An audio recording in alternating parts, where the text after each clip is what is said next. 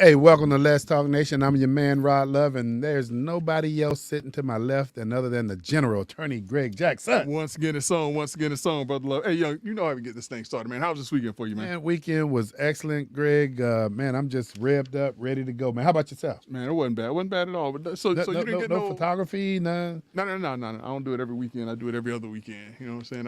I have to let my brain rest. Let it rest a little bit, Greg. Yeah, I gotta let it rest a little bit. But you didn't get no hail yesterday? No, I didn't get any. Really? Didn't get any. Okay. Not through the weather or through family. So I didn't get any. I'm talking about HAIL. hey, you like that? Hey, that's called metaphorically speaking. That is metaphorically speaking, man. I like. No. So you got some?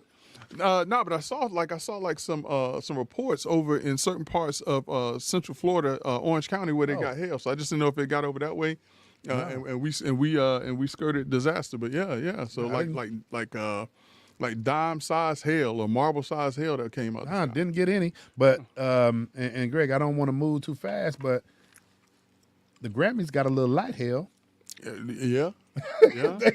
Amen to that. They got a little light hail. Yeah, we gonna talk about it. But before we talk about it, though, Brother Love, got to let folks know that they're tuned in to two of the most influential voices in Central Florida on Monday night. This is the Let's Talk Nation podcast with Brother Love and Greg Jackson, the dynamic duo, guaranteed to raise your IQ 10 to 15 points. Brother Love, and tonight we're gonna do just that, man. We got some great topics for everybody. And what happened to You Break We Fix?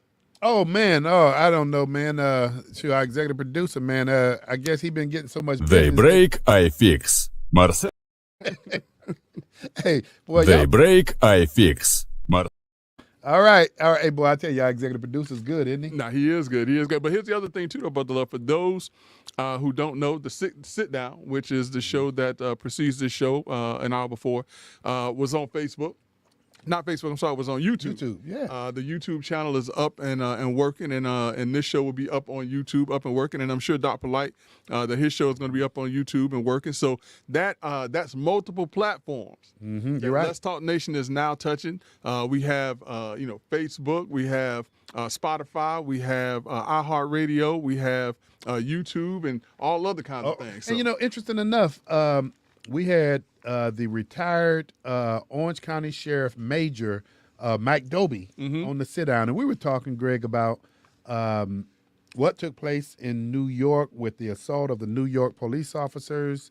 Man, I mean, Major Doby dove into it, but interesting enough, in his retirement, man, he's still doing a great deal in the community, and he's president of the Central Florida National Organization of Black Executives in Law Enforcement. Very nice. Very nice. And Greg, your name happened to come up, and I didn't do it. Your name came up from the I didn't do it. from the perspective of I didn't know they had an initiative that they went into communities, and it's a program or a concept that's called Law in Your Community. And he basically mentioned to our listening audience that anybody in any community that wanted them to come in and host that initiative, that program with educating you on the law and what law enforcement can and can't do and things of that nature, that they would come in. And I had to turn to him and I said, hey, if you say that based on anybody in our listening audience, I say, man, you could have folk in Michigan, Columbia, calling you. Yeah, you better be careful. You better be careful. Oh, yeah. Let's Talk Nation is broad, man. Let's Talk Nation is broad. I told him, man, that Greg Jackson come in here and tell you about the number of listening audience, and you'll be overwhelmed. That's right. But Brother Love, I may have to disagree with you on that. Okay. I believe in your old age and your demented state that you may have forgotten that back in 2016, remember when we went up to the Orange County Department Sheriff's Office, and they were having a meeting, and they were talking about CRAs and other programs, and they talked about this particular program with the executive, with law enforcement executives. See, I don't know if it was 2016, and I remember because it was a great program, and I remember hearing about it, and I was like, man, that's great that law enforcement is making these efforts to go in communities and do this. So. And this is a platform and a forum, Greg, that we can remind people, because I had to be reminded of it today, and I was like, I was wooed by it, tell you the truth. Yeah. And, having a conversation about Pastor King and his initiative goes back, and it wasn't even an initiative. It was, he said, man, I want to do something to reduce the likelihood of young people not returning home because of their engagement and not knowing and understanding how to engage when stopped by law enforcement. And that's when he created that shirt, STS, Surviving the Stop. And on the shirt, it told you how to conduct yourself during the stop. If you felt like law enforcement was inappropriate, how you go about filing a complaint. And there were some other things, but it helped so that law enforcement could go home safely as well as the individual that's being stopped. And Reverend King has always been ahead of his time in serving the community and things like that. And so it is no surprise, no shock that he started that initiative and has continued it. Continued to an extent. I don't know, Greg. I don't know if it's just that he's taking his vitamins or he's at Planet Fitness all the time. I want to be like Reverend King when I grow up. Listen, Reverend King, man, he got guns bigger than yours and mine. Yeah. I mean, I want to be like him when I grow up. Hey, man.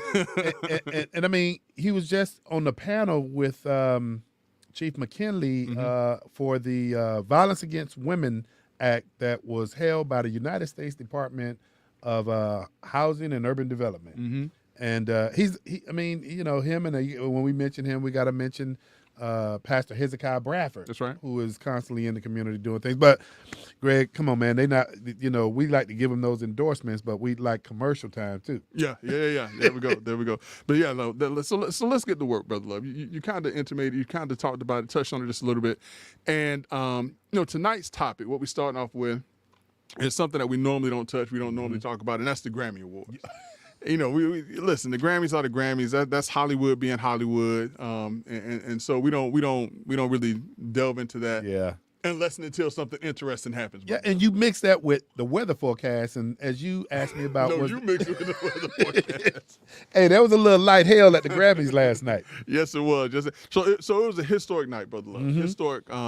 To the extent that an Atlanta-based rapper, a rapper from the South, from the Dirty South, who I have a great deal of respect for because I'm from the South, and so hip hop, they say, started in New York, and then Houston gets its respect, California gets its respect, but a lot of times Atlanta was forgotten until groups like Outkast came out. Yeah. Groups like Criss Cross with Jermaine Dupri and the Brat and those folks like that. But one of the individuals that came out of that group, and they called them the Dungeon Family. A lot of folks don't know that. Yeah, the Goody Mo B and those, because the name of the studio was called the Dungeon, so they called them the Dungeon Family. And so Killer Mike rapped with and did some songs, an album with Outkast, and so back in 2003 he won his first Grammy Award on the song "The Whole World" with Outkast. Now you probably don't know nothing about it. I don't. You're right. But now Brother Armando may know a little something about it, and because I'm an Outkast fan, you know what I'm saying, because I came up in that era. And so that's like the group that put the South on the map. Okay.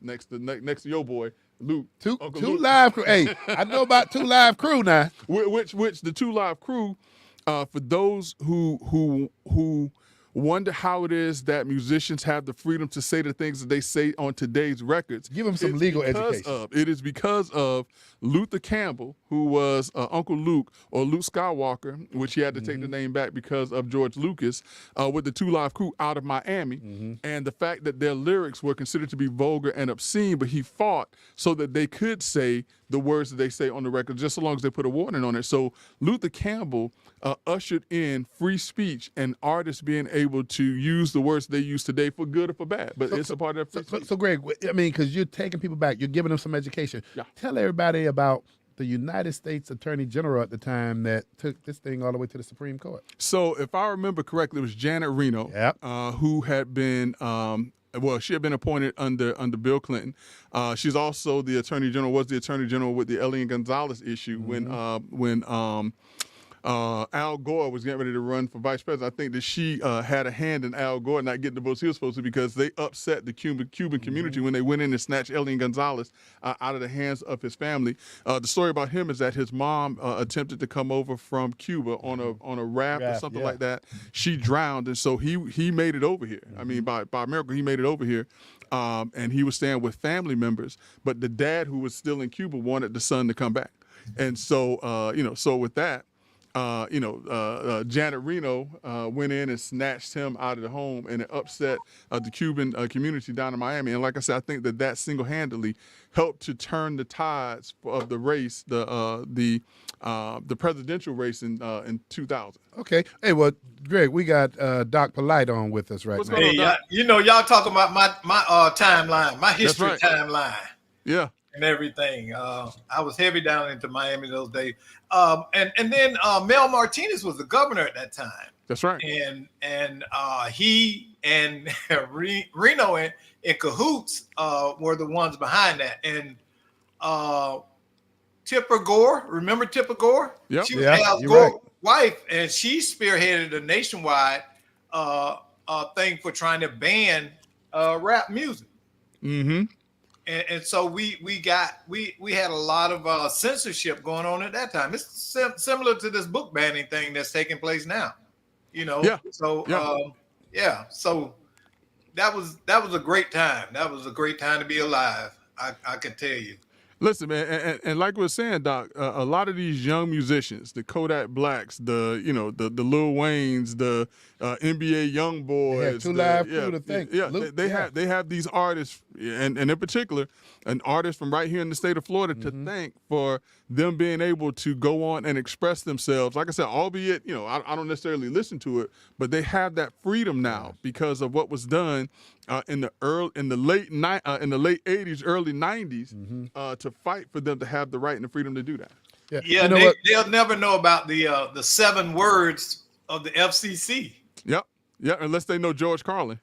Yep. Never know about that. Wait, hold up. The 7 You word. can't do that here, Doc. Oh, okay. Yeah, it's Oh, we Okay, can't I got say you. them. Okay, but Doc. there are 7 words that the FCC during that time frame absolutely forbid to be heard on radio or any type of public platform, TV, radio, and even to an extent they couldn't put it in print. Yep. So that was very formal, and you would get thousands of dollars of fine on the radio. The station would get dinged. So we have a lot to believe it or not, old Uncle Luke for. Yeah. That's right. And to some extent, NWA also pushed the envelope themselves in order to ensure that free speech on records happened. And I mean, not just for rappers. That when we're talking about rappers, but I mean, even country music artists, even pop artists, and people like that, they are benefiting from the fight that was taken up by the 2 Live Crew.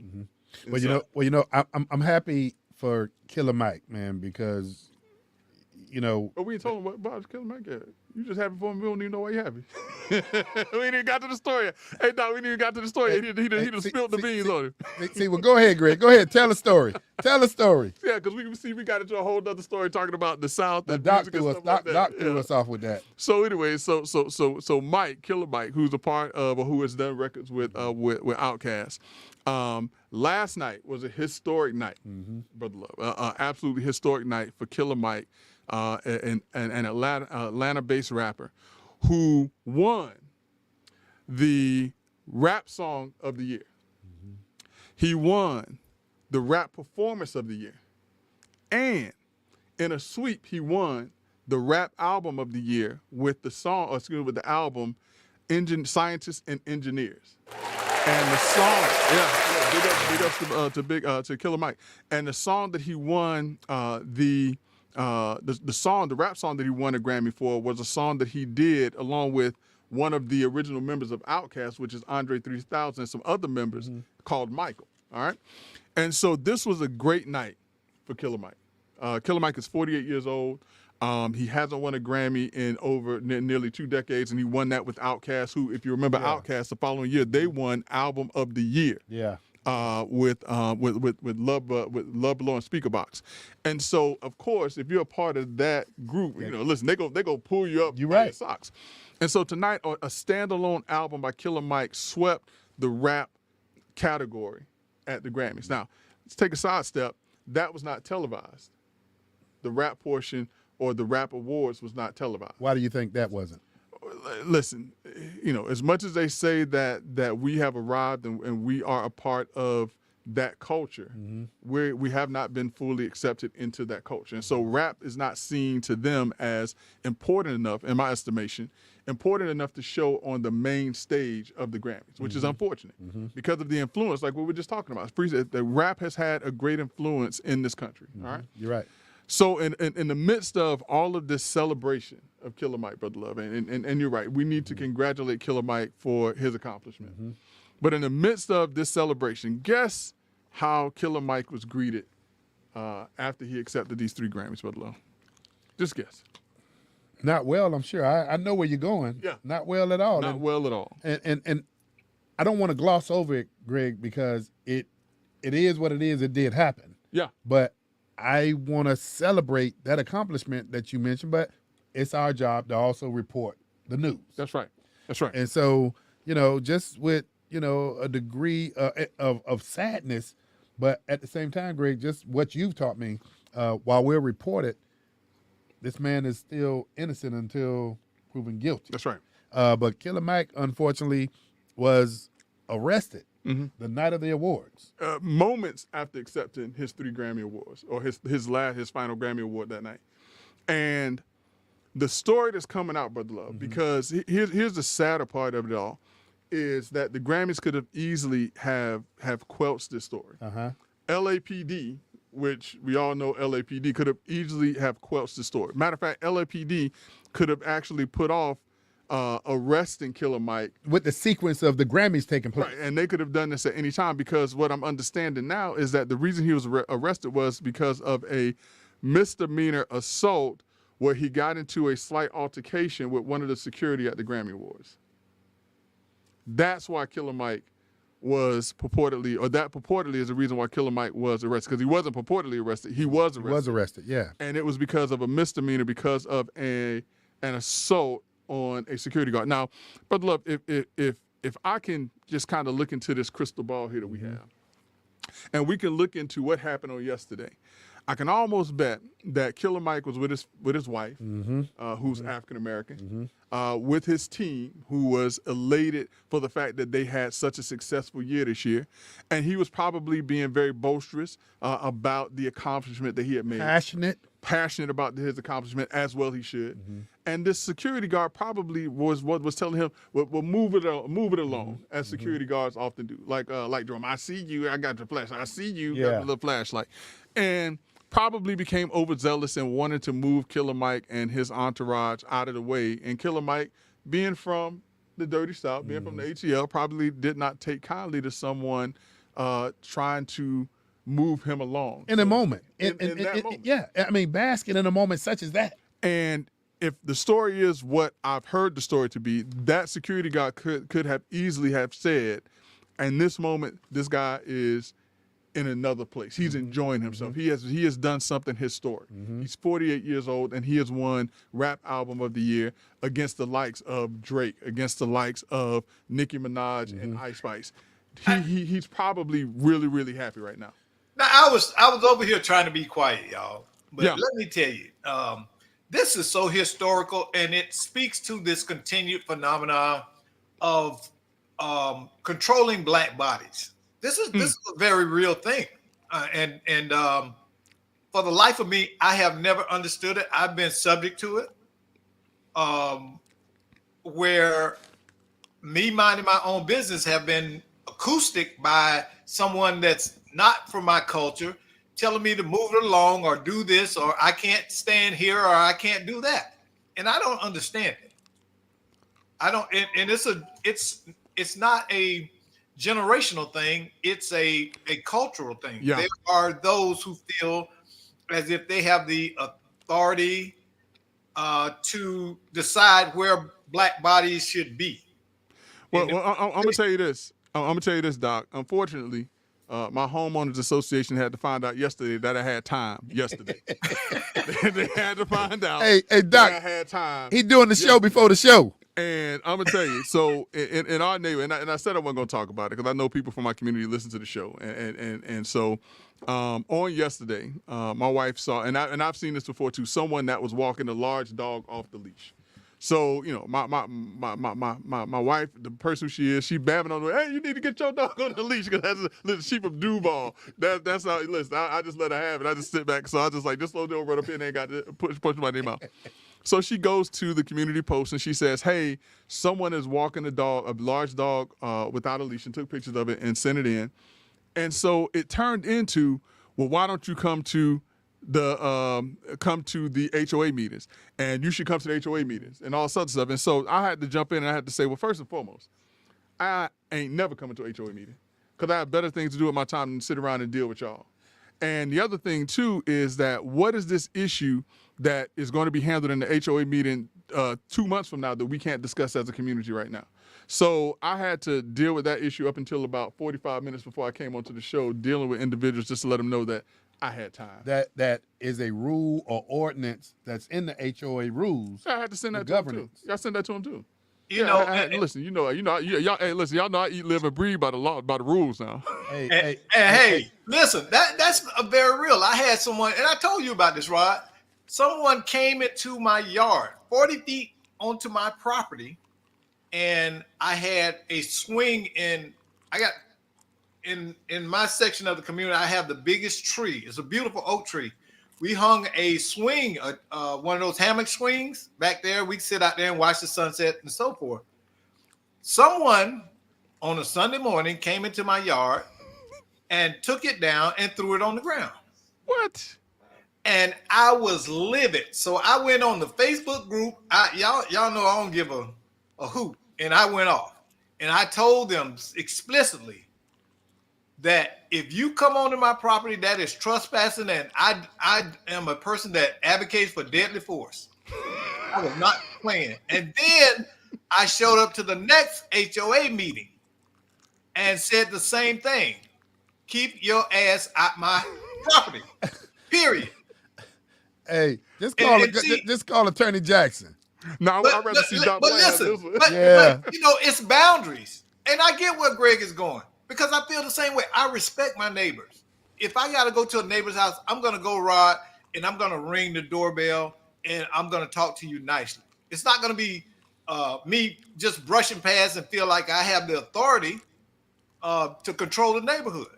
Hey, well, what Attorney Jackson just gave was a prelude to his show that'll be airing on the LTN network pretty soon. I got time today. Got time to, and listen, they found out I had time. They found out, They Greg. found out. Listen, it was 3 or 4 of them had to come at me, and I was like, listen, this is easy work. Man. It's easy work. It's like, but here's the other thing too, though, Brother Love. When we talk about the Grammys, and I didn't see this until later, but Jay-Z, who I have a great deal of respect for, Jay-Z, came out of the Marcy Projects, pulled himself by his own bootstraps, and is now a billionaire, and through music. And Jay-Z talks about how, and I want to say in 1989, he said how Will Smith and Jazzy Jeff won the Grammy for the first time, and they didn't come. They boycotted. They boycotted the Grammys. But he said, I can't figure out how you boycott, but you went to a hotel. He said it was a terrible. He said it wasn't a very successful boycott. But then he also mentioned that in 1992 or 1993, I can't remember. He said when DMX had 2 gold albums or 2 platinum albums, 2 gold or 2 platinum albums, and wasn't even nominated for Rap Album of the Year, but Jay-Z was nominated for Rap Album he of the Year. boycotted. And Jay-Z boycotted. But he still watched it. But he still watched he said, it, he yeah. said, I don't know what's going on. Yeah, That's yeah, a he said funny he kind still of watched it. boycott. But then he also pointed out too. He said, you got to do better. This is as much as them. He said because the person who has the more Grammys than anyone else in this room has never won. You're right. Or I may have even said never been nominated for a best-selling album of the year. Yeah. And he was talking about his wife. And he said that your own matrix don't make sense when the person who has won the most Grammys here has never even been nominated for Album of the Year. And you know what I love about that, Greg? And I'm glad you brought that up. Mm-hmm. And here's a teachable moment. Greg, you and I, we've had conversation about how community-based organizations interact with government and other things. But Greg, what Jay-Z did last night, he said, buy your own matrix. Right.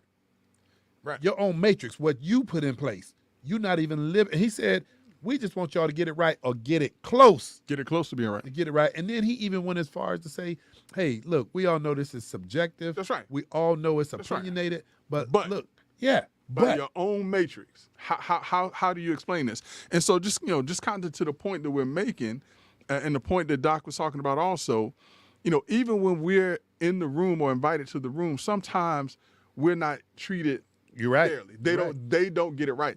And so it kind of made me think back, Brother Love, because why is it that African Americans, why don't we have our own shows? And we do. We have the BET Award show. We had the Source Awards. And what happened at the Source Awards? You got fights backstage. Yeah, You got this going on. You got that going on. BET, you have it's all types of drama and stuff that's going on. And so, my point is, listen, we as African Americans, we can have our own whatever we want.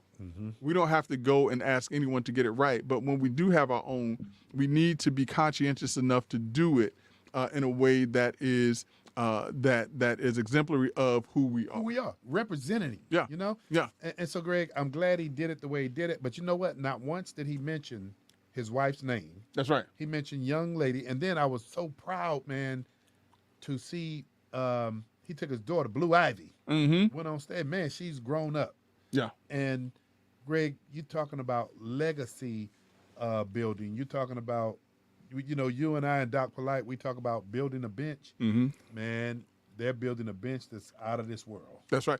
And, I thought about something too, because when people were talking about, well, hey, what did Killer Mike do? And I found out that it was like an assault. All right. And I don't even think Mike hit the guy, anything like that. And it was funny to me because I compared that to the Oscars. What is the Oscars or the Emmys or whatever it was? Where I literally saw a man walk up on stage and slap somebody and assault him and didn't go to jail. Didn't go to jail, got to stay there, and also was presented an award. So, what happened to Killer Mike? And I don't know if, like I said, Killer Mike, rapper, did a great job, but I don't think he was treated fairly because of the culture on this one. Before we leave that note, Greg, and I'm going to say this to you. Yeah. I'm not all that familiar with Killer Mike music anymore. Yeah. But what I am familiar with Killer Mike is his intellectual engagement, his political engagement, his business engagement, because one of the things I've learned about Killer Mike is he's not going to line up with political sides. No. He's going to line up with what is in the best interest of what he sees as his community. He was on Bill Maher. Uh-huh. I don't know if you saw him on Bill No, Maher. I didn't see that one. And so Bill Maher was asking him about the upcoming election. So Bill Maher was saying, something along the lines, well, can you say that you will endorse Joe Biden? And he said, I can't say that right now. He said, my granddad told me a long time ago, let white folks deal with their own business. This is Killer Mike talking to Bill Maher. And he said, and so Bill Maher said, well, can you even say it that you'll support him? He said, can he apologize for the crime bill? Can he apologize for ignoring African American issues? If he can do that, then yeah, I can get behind him. But if he can't do that, then no, you can't ask me to do that. And that's the type of person that Killer Mike is. And it's funny, Brother Love. It's funny that the day after he made that statement on Bill Maher, he's at the Grammys getting arrested for assault. That's ridiculous. Absolutely ridiculous. Greg, you kind of take me to a point that you got celebrities that aren't just being celebrities. Yeah. You got celebrities that are using some of their star power to say some things that make sense. Yeah. And, the sit down, the show that took place at 6 o'clock, we had Major Doby in here. We were talking about the New York situation where 2 officers were assaulted by undocumented immigrants. 5 of them. 5 of them. Yeah. And we talked about this bail reform that allowed 4 of them to get out on their own recognizance, go to a church that gave them free bus tickets to go to California so that they can leave and go back across the border. Yep. But aside from all of that, who just recently spoke up, and I know our executive producer is going to cue this up so that, and I'm sure you've seen, or you may have seen this, Greg, I'm not sure, but you got situations now in New York and California, in particular in New York, that just announced the other day they are going to spend $53 million of New York taxpayer money to give gift cards to undocumented immigrants to help them. Is that new news? Well, that was new yesterday. Yeah, that's not new news. They've been doing it. They've been doing you're it right. for the past You're right. almost 2 years. But, now. but the good thing is, Greg, you're hearing people speak up. 50 Cent, you know, Curtis. Yeah, Curtis Jackson. Curtis My Jackson. cousin. That's one of my cousins. What are you? Hey, he just came out and he says, well, you know what? And I'm going to just repeat what he said.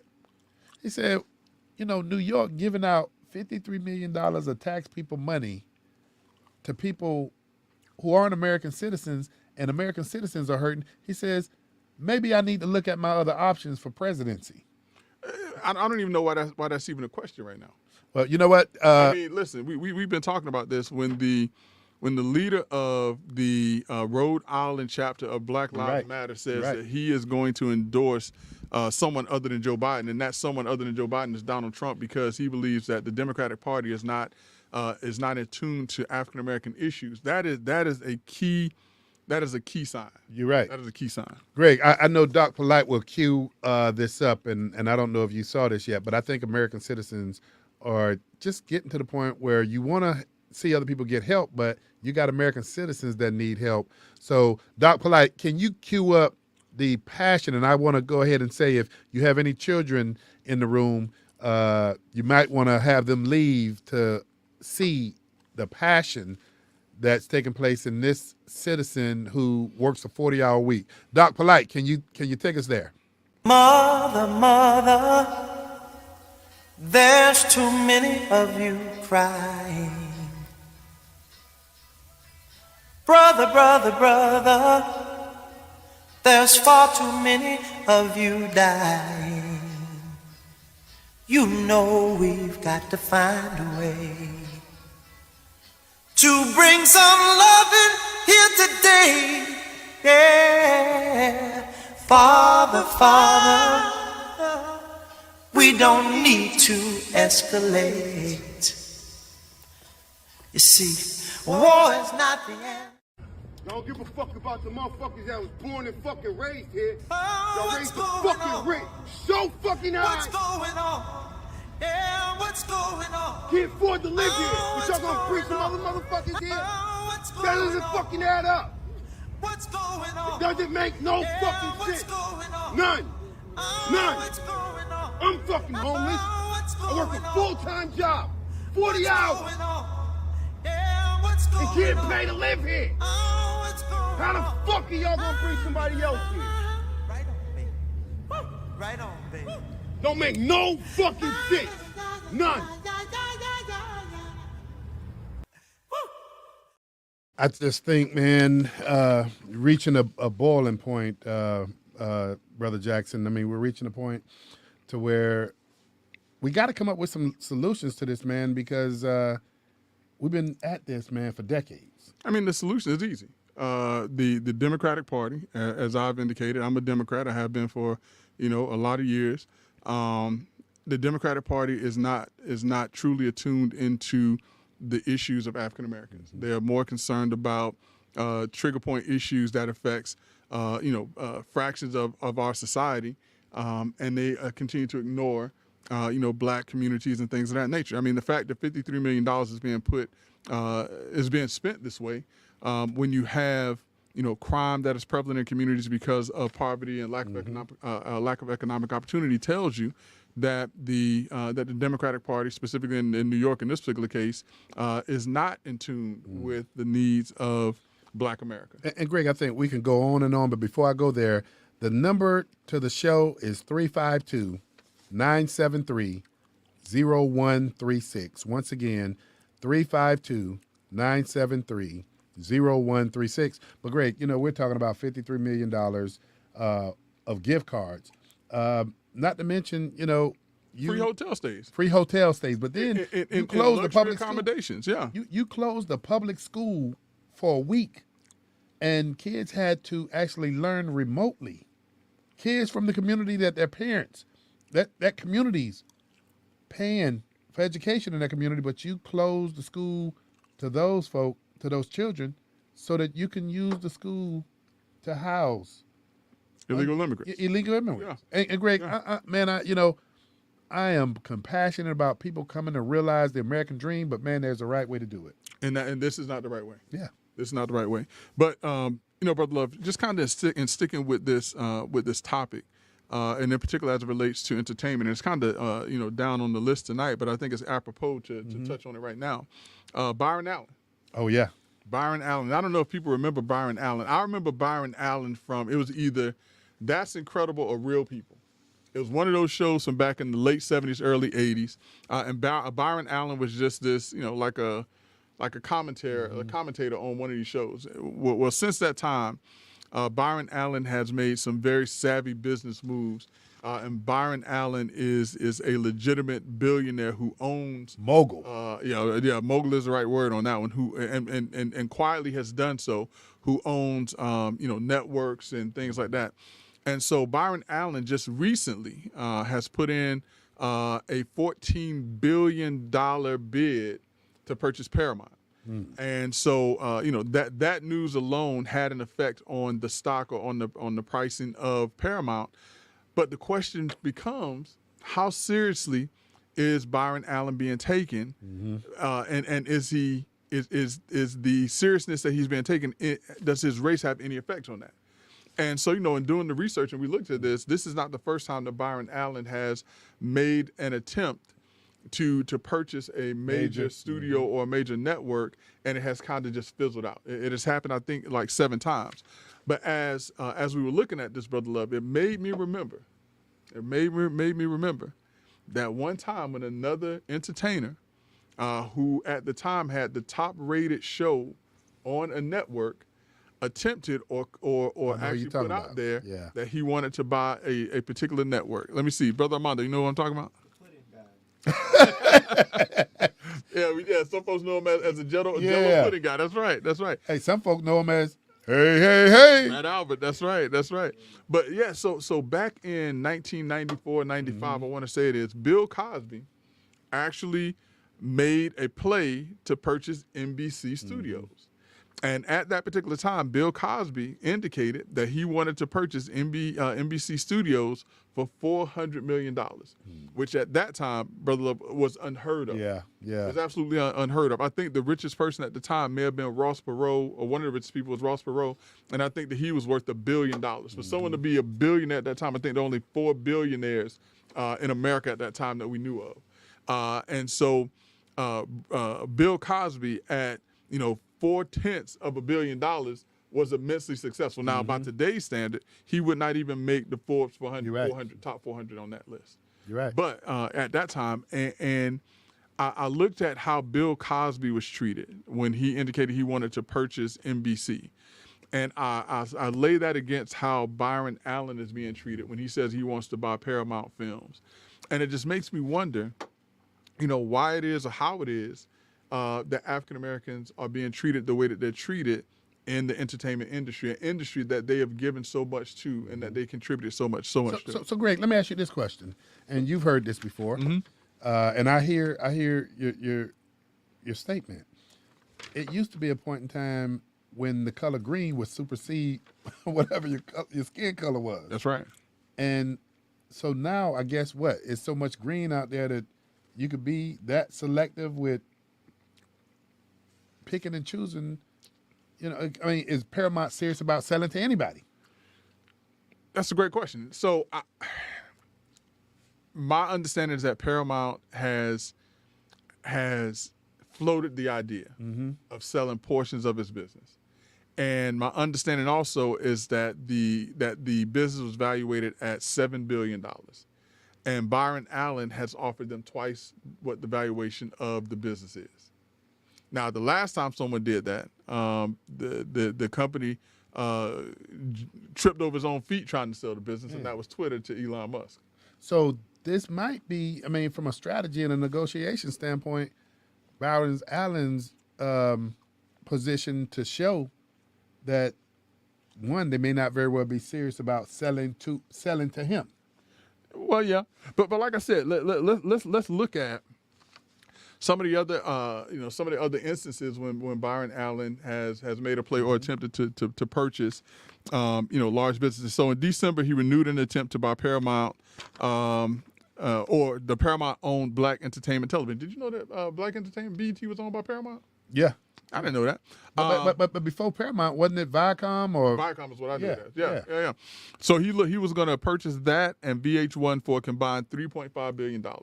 Crickets on that. In November, Bloomberg reported he was weighing to buy the television stations for EW Scripps.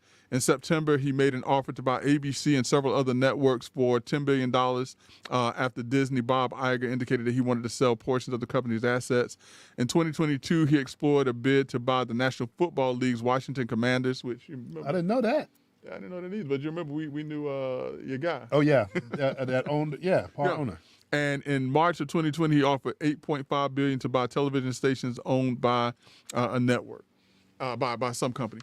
But he has legitimately been out there for at least the last 3 or 4 years, trying to buy and to become owner of these major networks. And so, Greg,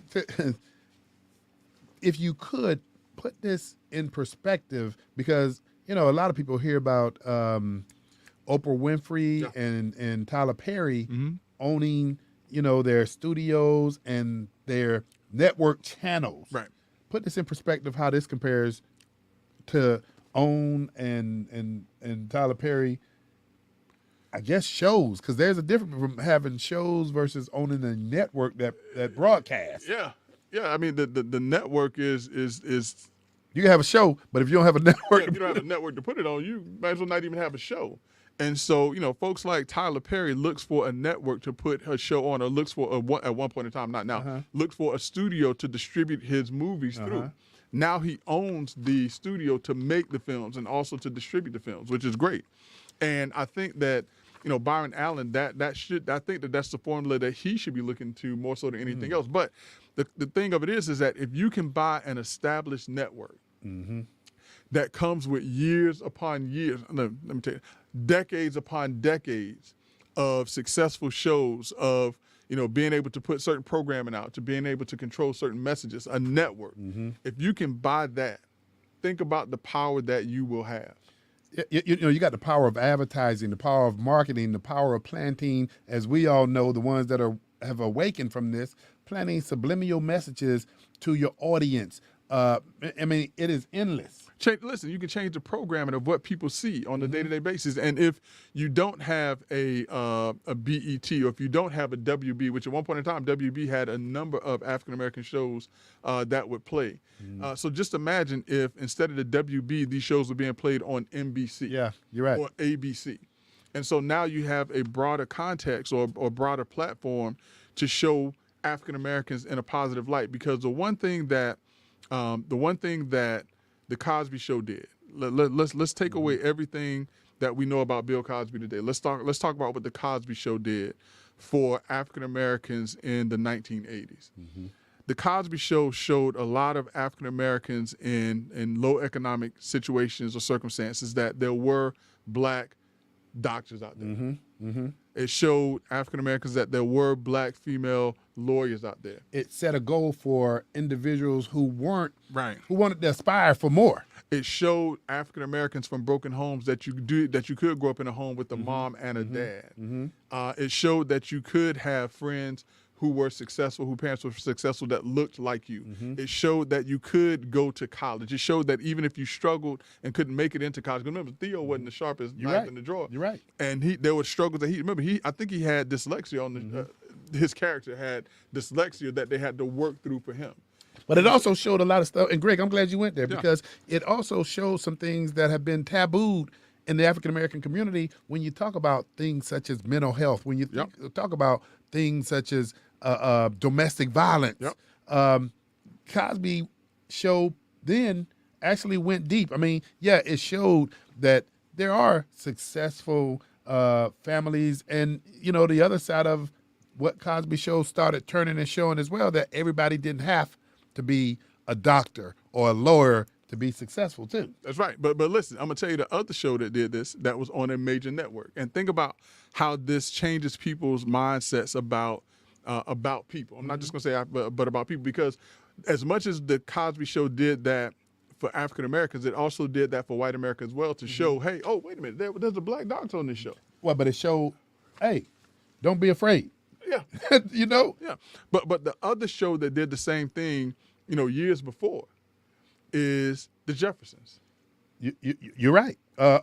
George Jefferson. But Greg, now since you're gonna go there and you're gonna start this, and I got to put down my piece of paper. I got to put down my piece, and we've had this conversation before.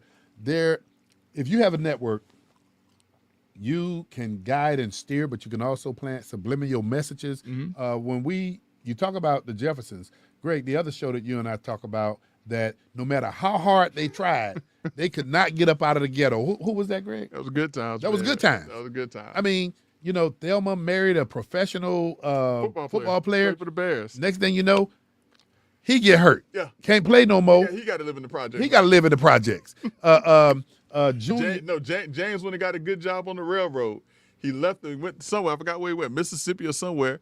And the family was packing up, getting ready to leave, having a party. And the letter came. It was a telegraph. And lo and behold, James had died. James get out the ghetto. Yeah. But then what was the youngest son? Michael. Get a college scholarship.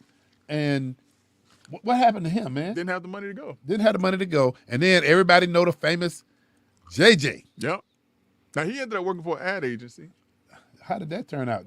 I mean, he still lived in didn't get out the ghetto. Yeah, but Man, them folks call hell. They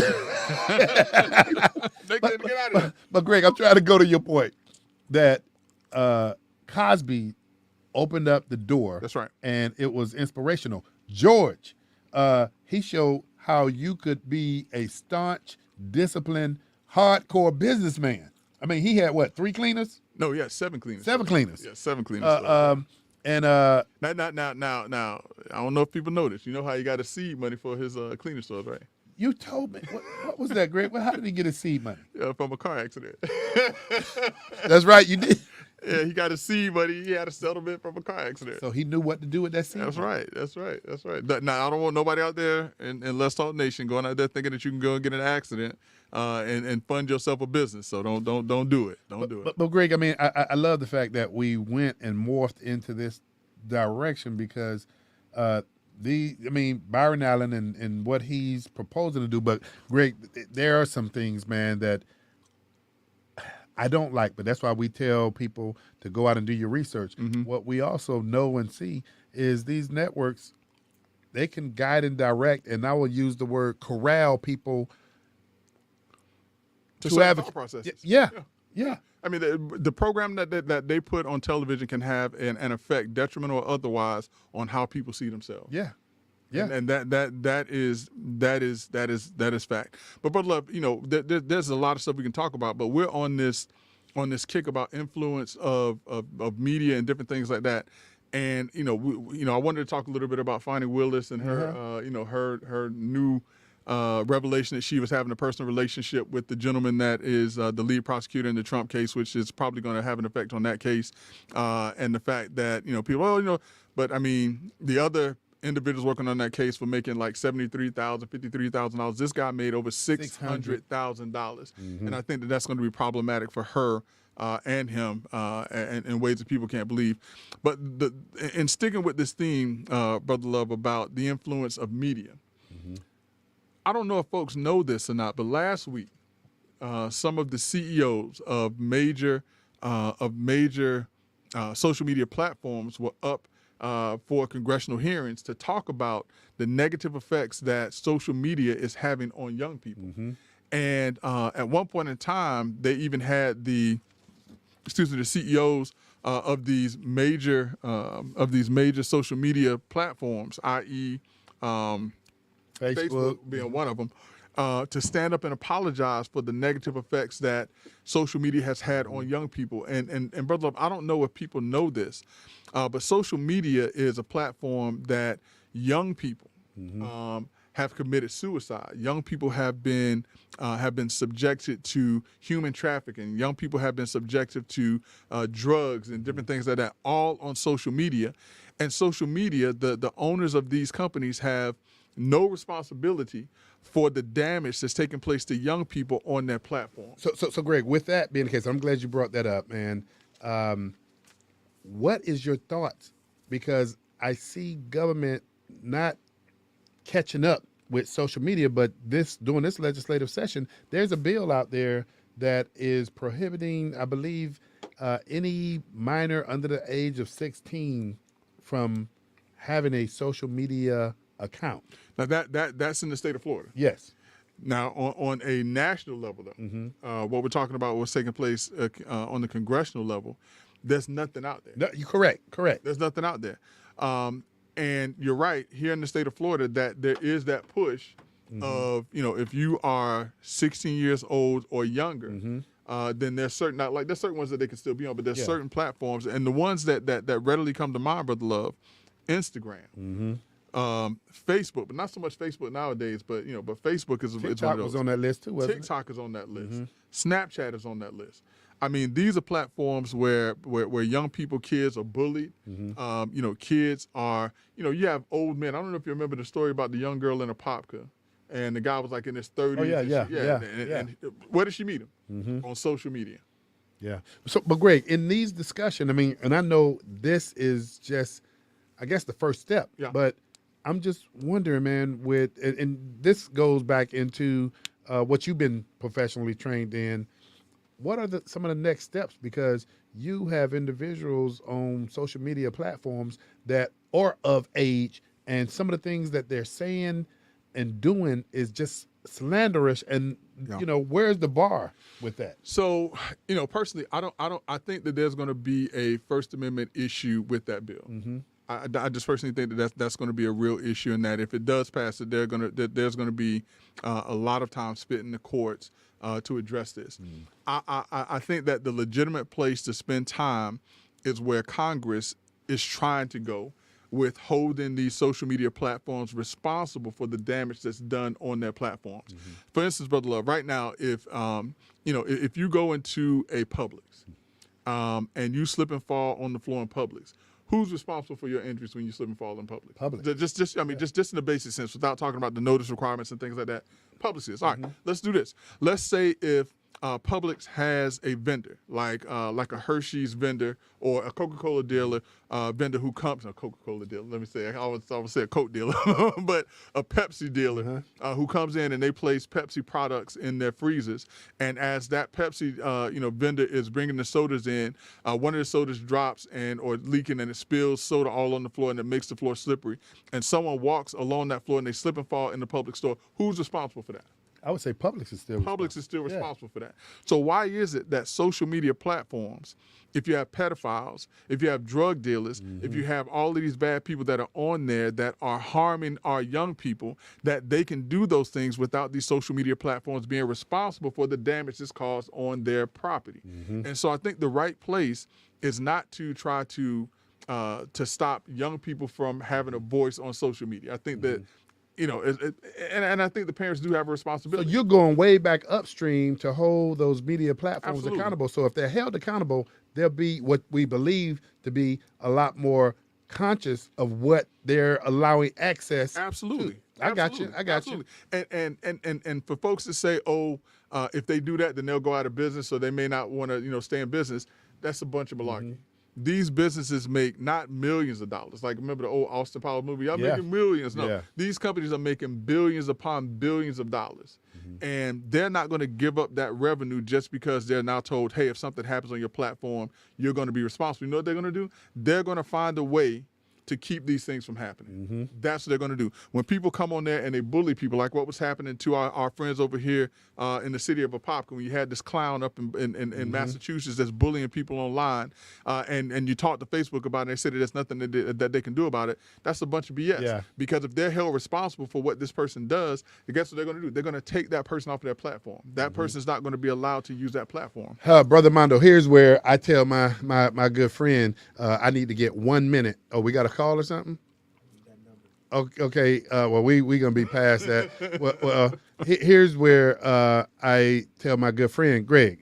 You work for the law firm of Dan Newland, and people can hear just based on how you framed that up. If you need a great attorney, Greg, how do people get a hold of you, man? What's the phone number? So listen, if anyone wants to get in contact with me, you can just reach out to me at 407-564-6604. Again, that's 407-564-6604. I'm gonna tell you who keeps me in business though. Brother Armando keeps me laced up. Brother Armando be in the grocery store telling people, yeah, you do too, Brother Love. Matter of fact, I was just talking to Dr. Bell just the other. Listen, and Dr. Light, he does this part Hey, too, let man. people know what type of law you practice, even though they should know by now. Yeah, listen. So I do personal injury, plaintiff's work. I represent individuals who've been injured, and I'm happy to do it. I go to trial. I fight for folks. I love, listen, man. I love being in the fight. I love the tussle, and everybody knows it, man. So Man, that's all right. Yeah. Well, tell you what, hey, man, I tell you, just another episode of Let's Talk Nation, and man, we're bringing it. Greg, speaking of bringing it to folk, can you remind people of? I don't know if the date has been etched in stone yet, but we're going to be going back to the barbershop here soon. Yeah, we are going to be going back to the barbershop, and we need to solidify that date. I thought it was going to be on the 12th, but we need to make sure. But we'll know. We got other fraternities that's going to be joining, so we got That's a little right. more planning. That's right. Okay. Yeah. So the brothers of the grad chapter, Delta Zeta Lambda of Alpha Phi Alpha Fraternity Incorporated, we did a show with them, I think in October. Where we talked about voter education, voter rights, elections, and different things like that. And so now this conversation is going to be opened up to Omega Psi Phi, Kappa Alpha Psi, Phi Beta Sigma, and the Iotas as well to have that conversation with us and the Alphas about voter education and the importance of being educated about the individuals who are asking to represent us. And Killer Mike said it best. We should look at policies, not people. That's it. And you and I, we said it kind of a slightly different way. We look at people versus party. And so that's what we have to do, man. We have to look at the things that really and truly affect us so that we're making the right decisions about those individuals that we want to have represent us. Man, and it just comes down to equipping people with what they need. And speaking of that, tomorrow morning at 10 a.m., the Florida Economic Consortium, man, is pleased to have one of your partners, Greg, in the law practice. We're going to have Niquosha Anderson, attorney at law, Very nice. who is going to be doing a capacity building training for not-for-profit organizations that have RSVP'd. And, I mean, this is going to be priceless. We capped it out at approximately 25 organizations. People had to RSVP at flconsortium.org. Miss Wynn is controlling that. I believe we're maxed out, but we'll be doing it again in the future. But listen, Brother Love, and I don't mean to cut you off, for those individuals out there who say, hey, I want to start a nonprofit organization, if you're going to do it, you have to do it right. And so this event is going to be the perfect way to start off right. How do I start and how do I properly establish and set up a nonprofit organization? You're right. It may be too late for you to RSVP, but if you go to RSVP at flconsortium.org, give us your information and we'll make sure you're on the list for the next one. Hey, Brother Jackson. I heard you slide a couple of dollars in Armando pocket here, get you in. Get you in. Hey, man, I tell you, Greg, man, great show, great information. Our executive producer, man, you hear that theme music in the background? I hear it, man. I hear it. Boy, I tell you. Hey, Brother Jackson, man, Yes, I sir. tell you what, man, this has been a great show. You do not have to go home. But you got to get out of here. Until next Monday on Let's Talk Nation, me and the General will be talking to you then. Look forward to seeing you. Even though the streets are bumpy, lights burned out.